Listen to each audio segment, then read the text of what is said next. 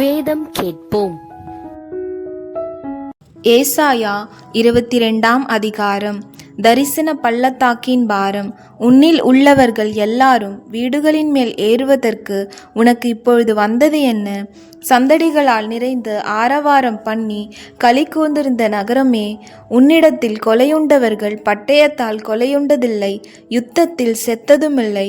உன் அதிபதிகள் எல்லாரும் ஏகமாய் ஓடி அலைந்து வில் வீரரால் கட்டப்படுகிறார்கள். உன்னில் அகப்பட்ட யாவரும் தூரத்துக்கு ஓடியும் ஏகமாய் கட்டப்படுகிறார்கள். ஆகையால் என்னை நோக்கி பாராதேயுங்கள்.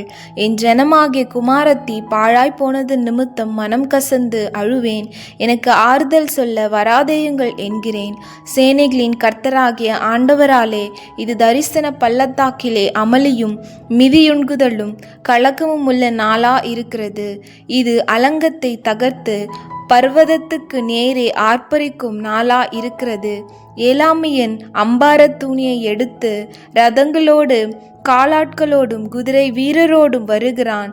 கீர்கேடகத்தை வெளிப்படுத்தும் மகா வடிவான உன் பள்ளத்தாக்குகள் இரதங்களால் நிரப்பப்படும். குதிரை வீரர் வாசல்கள் மட்டும் வந்து அணிவகுத்து நிற்பார்கள். அவன் யூதாவின் மறைவை நீக்கி போடுவான். அந்நாளிலே வனமாளிகையாகிய ஆயுத சாலையை நோக்குவேன்.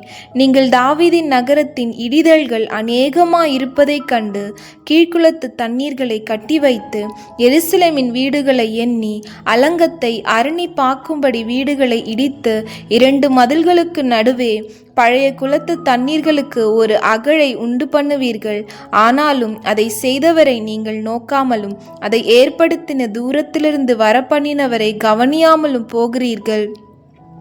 சேனைகளின் கர்த்தராகிய ஆண்டவர் அக்காலத்திலே அழவும் புலம்பவும் மொட்டையிடவும் இருட்டுடுத்தவும் கட்டளையிட்டார். நீங்களோ சந்தோஷித்து களித்து ஆடு மாடுகளை அடித்து இறைச்சியை சாப்பிட்டு திராட்சரசத்தை குடித்து புசிப்போம் குடிப்போம், நாளைக்கு சாவோம் என்று சொல்வீர்கள்.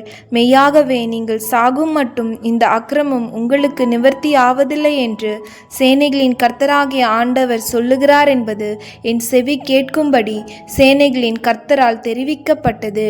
சேனைகளின் கர்த்தராகிய ஆண்டவர் உரைத்ததாவது: நீ அரண்மனை விசாரிப்புக்காரனும் பொக்கிஷக்காரனுமாகிய செப்னா என்பவனிடத்தில் போய் சொல்ல வேண்டியது என்னவென்றால், உயர்ந்த ஸ்தலத்திலே தன் கல்லறையை வெட்டி கண்மலையிலே தனக்கு வாசஸ்தலத்தை தோண்டுகிறவனைப் போல நீ உனக்கு இங்கே கல்லறையை வெட்டும்படிக்கு உனக்கு இங்கே என்ன இருக்கிறது?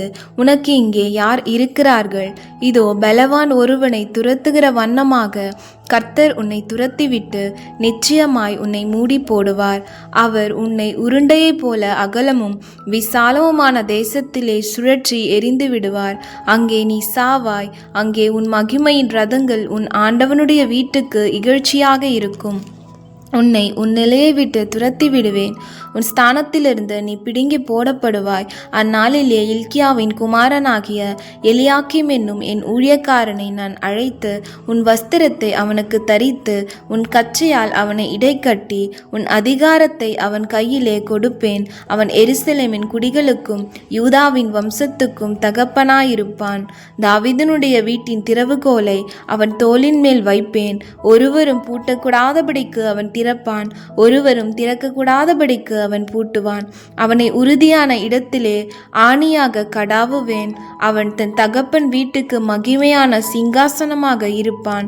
அதின்மேல் அவன் தகப்பன் வம்சத்தாராகிய புத்திரர் பௌத்திரருடைய மகிமை அனைத்தும் சிறிதும் பெரிதுமான சகல பான பாத்திரங்களையும் தூக்கி வைப்பார்கள். உறுதியான இடத்தில் கடாவப்பட்டிருந்த ஆணி அந்நாளிலே பிடுங்கப்பட்டு முறிந்து விழும். அப்பொழுது அதின்மேல் தொங்கின பாரம் அருந்து விழும் என்று சேனைகளின் கர்த்தர் உரைக்கிறார். கர்த்தரே இதை உரைக்கிறார் என்று சொல் என்றார்.